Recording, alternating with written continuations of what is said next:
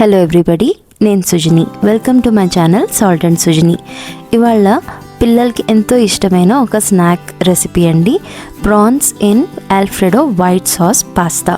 జనరల్గా మనం బయటికి వెళ్ళాడు పిల్లలు పాస్తా కావాలని అడుగుతారు కదా, అదేదో మనం ఇంట్లోనే చేసి పెడితే ఇంకా బెటర్ అండ్ హైజీనిక్గా మనం చేసి పెట్టవచ్చు. దానికోసం ప్యాన్లో నేను ఫస్ట్ ఒక టేబుల్ స్పూన్ అంతా బటర్ తీసుకుంటున్నానండి. ఈ బటర్లో ఒక 4 గార్లిక్ని చాప్ చేసేసి వేసుకున్నాను. బటర్ ఇంకా గార్లిక్ చాలా ఇంపార్టెంట్ ఈ రెసిపీకి. ఆ తర్వాత కొంచెం ఉప్పు, మిరియాల పొడి వేసుకుని నేను ప్రాన్స్ని మ్యారినేట్ చేసి పెట్టుకున్నాను ఒక 1/2 అవర్. ఆ ప్రాన్స్ని వేసేసుకుని ఒకసారి కలిపేసుకుందాం. ఆ తర్వాత నా దగ్గర కొంచెం ఎల్లో క్యాప్సికమ్, కొంచెం రెడ్ క్యాప్సికమ్, ఇంకా ఆనియన్స్, వీటన్నిటిని కూడా నేను క్యూబ్ షేప్లో కట్ చేసుకొని వేసుకున్నాను. అలాగే ఒక టేబుల్ స్పూన్ అంతా నా దగ్గర ఫ్రోజన్ స్వీట్ కార్న్ ఉందండి, అది వేసుకున్నాను. పాస్తాలో స్వీట్ కార్న్ చాలా బాగుంటుంది. ఆ తర్వాత దీంట్లో ఒక టీ స్పూన్ అంతా చిల్లీ ఫ్లేక్స్, ఇంకా పిజ్జా సీజనింగ్ వేసుకుంటున్నానండి. ఇవి 2 కూడా మనకి పాస్తా చేయడానికి మస్ట్. సో ఇవి కొంచెం మనం కొని పెట్టుకుంటే చాలా ఈజీగా అయిపోతుంది. ఇవన్నీ కూడా హై ఫ్లేమ్లోనే జస్ట్ స్టిర్ ఫ్రై చేసుకోవాలండి, తొందరగా వేగిపోతే ఏవి టైం పట్టవు. సో ఇవన్నీ మనము షిఫ్ట్ చేసి పక్కకు పెట్టేసుకుందాము, వేరే బౌల్లోకి తీసి పెట్టుకుందాం.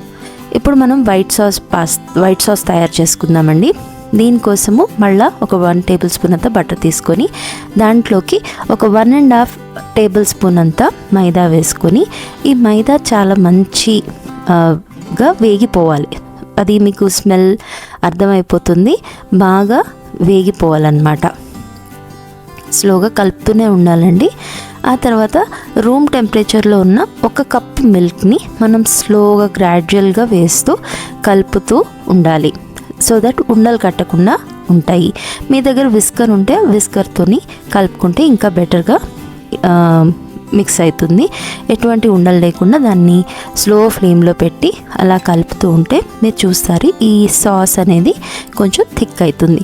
తర్వాత కొంచెం సరిపడా ఉప్పు, మిరియాల పొడి వేసుకోండి. ఆల్రెడీ మనము ప్రాన్స్లో వేసాం కదా, సో దాన్ని బట్టి మీరు వేసుకోండి. ఇదిగోండి, ఆల్రెడీ సాసు థిక్ అవుతుంది.